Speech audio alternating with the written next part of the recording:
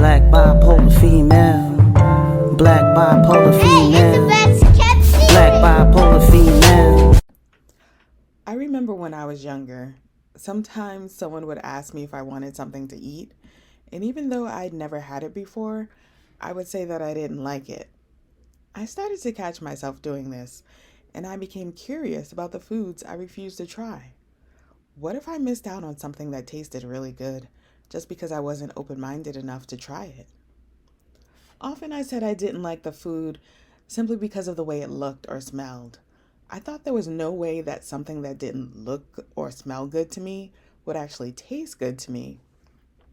I also firmly believed that I knew more about my own taste buds than anyone other than me ever could.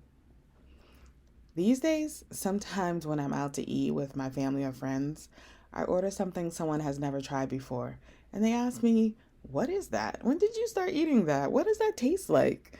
I say, "Try it," and often they do. And I'm happy they aren't like me when I was younger, firm in my belief in something I knew nothing about. It kind of reminds me of when I was initially diagnosed with bipolar disorder, and I didn't believe that bipolar disorder was a real thing.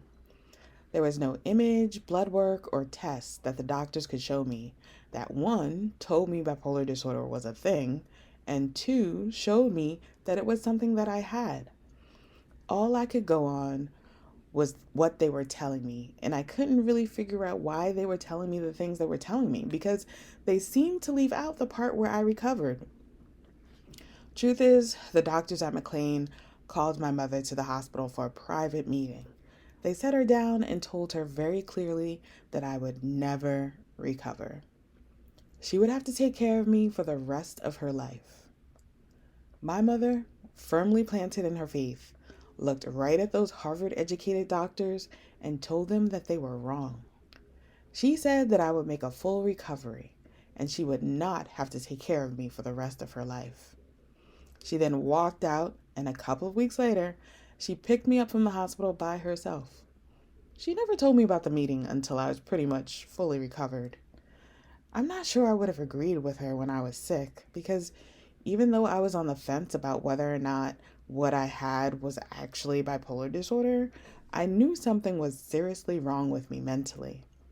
At the very least, I'd lost most of my key mental abilities that led to my academic achievements, and I wasn't quite sure who I was without them.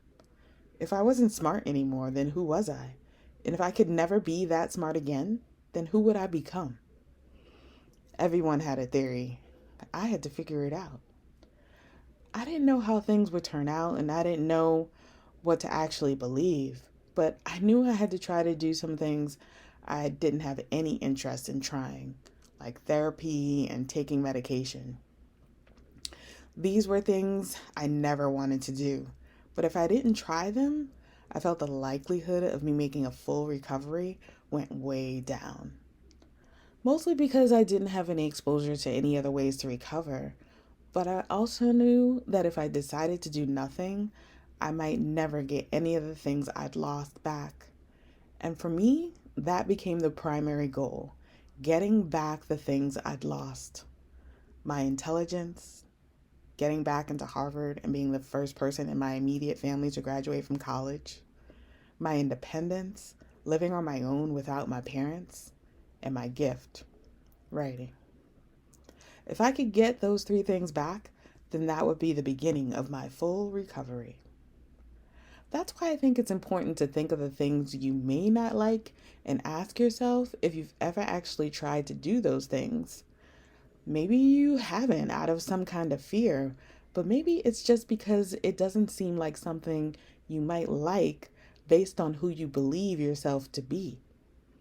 In my life, I made the decision to branch out and try some new things to eat, but circumstances forced me to branch out and try different ways to live. Either way, there were things I firmly believed to be true that I learned were never true to begin with, and that lesson helped me improve. Black bipolar female. Black bipolar female. Black bipolar